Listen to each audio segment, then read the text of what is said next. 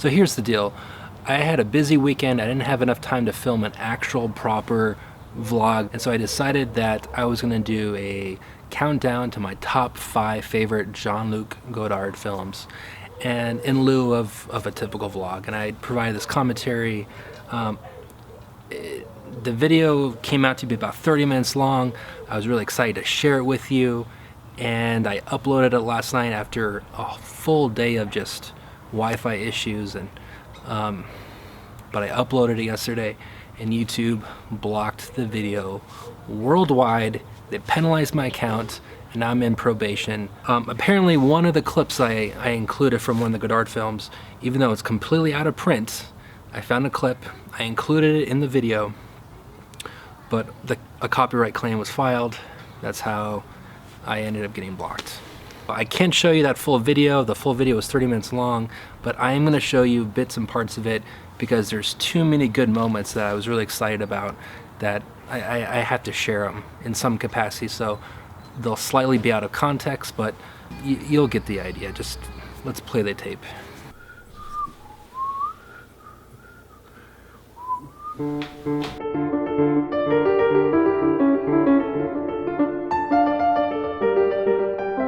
Here's what I want to do with this episode.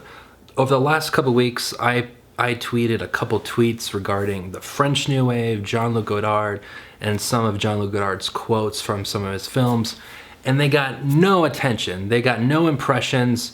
No one cares about Jean-Luc Godard, at least in the last couple weeks, on Twitter. He's just an incredible auteur, master filmmaker. He popularized the French New Wave. He almost invented the French New Wave around 1958. He has an incredible catalog of work. He's still alive. He's making films today. I'm dedicating the entire episode today to the French cinema of Jean-Luc Godard during the 1960s, and I want to do a countdown of my top 5 favorite Godard films during that period of time.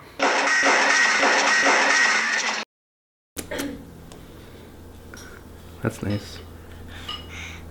But first,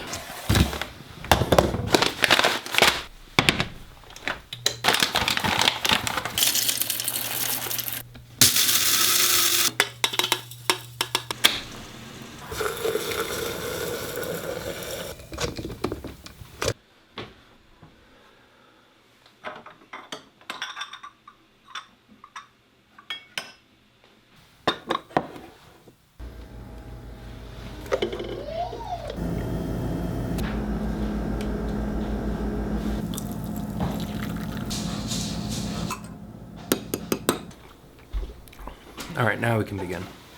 And number 5 is the clip I played last week. It's a really, really beautiful scene.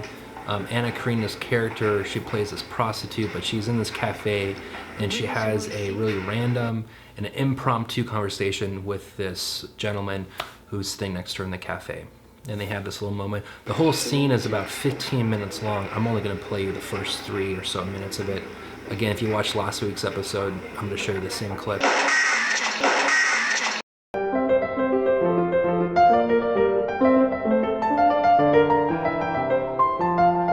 I'm not going to play around with the camera while I'm filming this. Usually I'm fidgeting and moving shots around.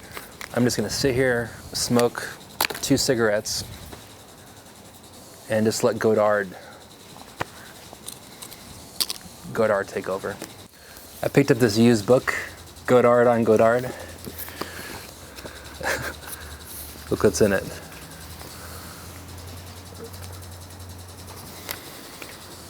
Okay.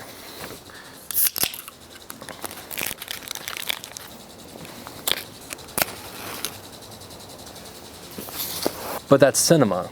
Life arranges itself. One is never quite sure what one is going to do tomorrow, but at the end of the week, one can say, after the event, I have lived, like Musset's Camille. Then one realizes one cannot trifle with the cinema either. You see someone in the street. Out of 10 passerbys, there is one you look at more closely for one reason or another. If it's a girl, because she has eyes like so. A man, because he has a particular air about him. And then you film their life. A subject will emerge, which will be the person himself, his idea of the world, and the world created by this idea of it. The overall idea which which this conjures. In the preface to one of his books, Antonioni says this precisely. Antonioni, he's referring to Michelangelo Antonioni, the Italian film director during the same time. Coming in at number 4 is this film, Père Le Fou. There's a scene where the man and the woman, they're on the run, and they're just making their way along this coast. And along the way, well, there's nothing that I can say that will, no words can do this film justice. I'd rather just play the clip. Ambition, hope, the movement of things, accidents, what else? I don't know, everything. A long shot of the same scene. Lethargically, she leaves his side and walks away to the edge of the sea, once again flinging stones in the water, still unhappy and bored. Marianne, you see, I was right 5 years ago. You will never understand each other. What am I to do? I don't know what to do. What can I do? I don't know what to do. What am I to do? I don't know what to do. Close up of Ferdinand's writing in the diary with many more scribbles that... All right, coming in at number 3, Masculine Feminine. This is a beautiful, beautiful film. I think it was filmed in 1966. Finds a way to romanticize politics. And he does that with these beautiful characters.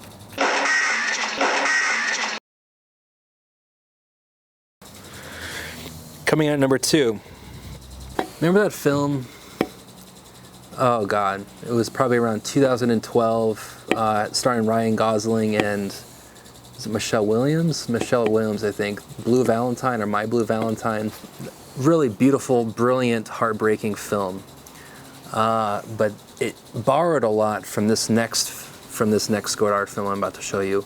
This film is called Contempt, starring Brigitte Bardot. This scene takes place in an apartment, and it's this husband and wife. They're starting to fall apart. Very, very slowly, they are growing more distant, and tension begins to grow. And the entire film is the separation that's taken place between these two people. They were once in love, and by the end of the film, they are no longer in love. And this scene is right in the middle of that, right in the middle of that conflict. And neither of the two persons are wrong. They're not at fault, but something is pulling them away from each other. And for my number 1 film, if I had to pick my top 10 favorite scenes of all of cinema, this scene that I'm about to show you would be in the top 10, I think, greatest scenes ever made. When I think of cinema, when I think of narrative, when I think of object, and when I think of romanticism, when I think of empathy, when I think of human beings and the human spirit and human connections, this scene comes to mind.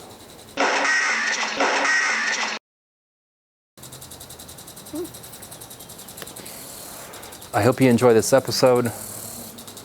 It's a little bit different. Thank you for your patience. I hope you were able to connect with at least one of the moments within one of those films or scenes that I showed you.